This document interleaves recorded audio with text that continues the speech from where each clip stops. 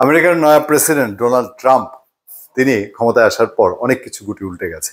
অনেক কিছু গুটি উল্টে গেছে এরকম যে দেখেন, একের পর এক পরম্পরা যদি চিন্তা করেন, ডোনাল্ড ট্রাম্প ক্ষমতায় এসে কয়েকদিনের মধ্যে অভিযোগ করলেন বাংলাদেশের রাজনৈতিক পট পরিবর্তনের মধ্যে দিয়ে, বা এই আগে পরে গত 1-1.5 বছরের মধ্যে $29 মিলিয়ন আমেরিকা থেকে এসেছে। তিনি গুরুতর ভয়ে প্রশ্ন তুলেছেন যে এই টাকা কেন দেওয়া হয়েছে, কোথায় দেওয়া হয়েছে, কে পেয়েছে। মাত্র 2টা সংস্থা পেয়েছে। তিনি অনেকগুলো অর্থনৈতিক সহায়তা, উন্নয়ন সহায়তা বন্ধ করেছেন, যার এফেক্ট রোহিঙ্গাদের মধ্যেও পড়ছে। তারপর ডোনাল্ড ট্রাম্প তার নির্বাচনী প্রচারণায় বাংলাদেশের সংখ্যালঘু নির্যাতনের ইস্যু তুলে ধরেছিলেন। তার সাথে নরেন্দ্র মোদীর বন্ধুত্ব, নরেন্দ্র মোদীর সঙ্গে তার এত বেশি বন্ধুত্ব, তারা সবসময় সেটা স্বীকার করেন। একজন আরেকজনের বক্তৃতা, এই আজকে আমি 18 মার্চ 2025 কথা বলছি, তখন তারা শেয়ার করছেন, সেগুলো নিয়ে আলোচনা হচ্ছে, পত্রপত্রিকায় রিপোর্ট হচ্ছে। এবং ভারত বাংলাদেশে সংখ্যালঘু নির্যাতনের অভিযোগ তুলছে, বিভিন্ন রকম অভিযোগ তুলছে। ভারতের সেনাপ্রধান বলছেন এদেশে নির্বাচিত সরকার না আসা পর্যন্ত অবস্থার পরিবর্তন হবে না। ভারতের সাথে সাপে নেউলের সম্পর্ক, একের পর এক নরেন্দ্র মোদী সরকারের পররাষ্ট্র উপদেষ্টা, পররাষ্ট্র মন্ত্রণালয়ের মুখপাত্র, স্বরাষ্ট্রমন্ত্রী, তারপর মুখপাত্র, তারা বাংলাদেশের রাজনীতি নিয়ে কথা বলছেন, নির্বাচন নিয়ে কথা বলছেন। বাংলাদেশ সরকার সেটা রিয়েকশন দেখাচ্ছে। তার মাঝে আছেন শেখ হাসিনা। শেখ হাসিনা দিল্লিতে থেকে বাংলাদেশের রাজনীতিতে তিনি তৎপর আছেন।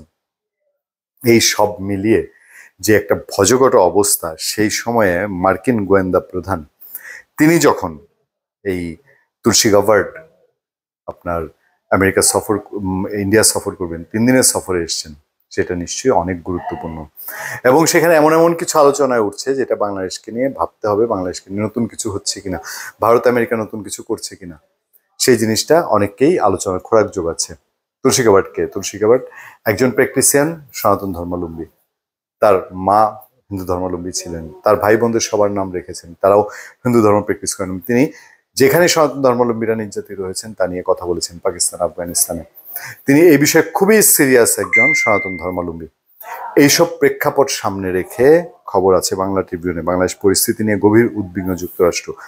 এনডিটিভিকে মার্কিন গোয়েন্দা প্রধান, এমন এমন জায়গায় কথা বলা হচ্ছে। দেখেন, বাংলাদেশ ধর্মীয় সংখ্যালঘুদের উপর নির্যাতন ও সহিংসতা নিয়ে যুক্তরাষ্ট্র গভীর উদ্বেগ প্রকাশ করেছে। দেশটির গোয়েন্দা প্রধান তুলসী গাবার্ড ভারতীয় সংবাদ মাধ্যম এনডিটিভি ওয়ার্ল্ডকে দেয়া এক সাক্ষাৎকারে বলেছেন, ট্রাম্প প্রশাসন বিশ্বজুড়ে ইসলামী সন্ত্রাসবাদকে পরাজিত করতে প্রতিশ্রুতিবদ্ধ।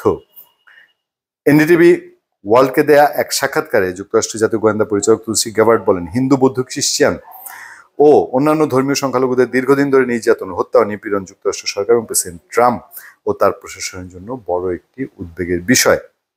তুলসী গাবার্ড বলছেন, ডোনাল্ড ট্রাম্পের নতুন মন্ত্রিসভা বাংলাদেশের অন্তর্বর্তী সরকারের সঙ্গে আলোচনা শুরু করেছে।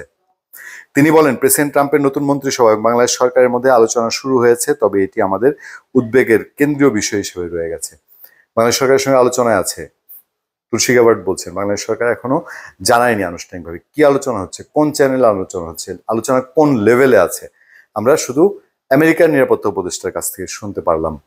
তিনি আরো বেশ কিছু গুরুত্বপূর্ণ বিষয়ে বলেছেন। একটা জায়গায়, আমি এত লম্বা জায়গায় যাচ্ছি না, তিনি বলেন, এটি স্পষ্টই অন্য যে কোনো ধর্মের মানুষকে প্রভাবিত করে, বিশেষ করে যা তাদের গ্রহণযোগ্য ধর্মের বাইরে, তারা এটিকে সন্ত্রাস ও সহিংসতা হিসেবে বাস্তবায়ন করতে চায়। গার্ড বলছেন, ডোনাল্ড ট্রাম্প এমন আদর্শ চিহ্নিত করে তা পরাজিত করতে এবং তিনি যাকে মৌলবাদী ইসলামী সন্ত্রাস বলে অভিহিত করেন তার উত্থান বন্ধ করতে দৃঢ় প্রতিজ্ঞ। প্রেসিডেন্ট ট্রাম্প ইসলামী সন্ত্রাসবাদের পেছনে যে আদর্শ কাজ করে তা চিহ্নিত করতে এবং ওই আদর্শ তাদের সন্ত্রাসী কার্যক্রমকে প্রতিশ্রুতিবদ্ধ।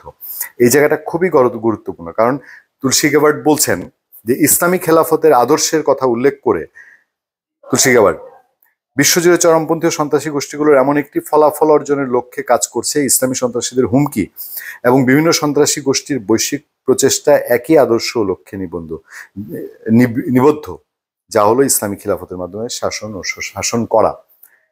তিনি কাকে ইঙ্গিত করে বলছেন? তার মানে ট্রাম্প প্রশাসন অনেক কিছু নিয়েই বাংলাদেশের দিকে নজর রাখছে। বাংলাদেশের ভেতরে আমরা এই তৌহিদি জনতার নাম শুনি, কেউ কেউ অভিযোগ করেন যে ধর্মের নামে অনেক কিছুই বাড়াবাড়ির পর্যায়ে যাচ্ছে। আমেরিকা কি সেটাকে পুঁজি করতে চাচ্ছে? ধন্যবাদ সবাইকে। ভালো থাকবেন, সুস্থ থাকবেন। সত্য, করুণা এবং সহনশীলতার সাথে আপনার সাথে আমি আতিকুর রহমান পূর্ণিয়া।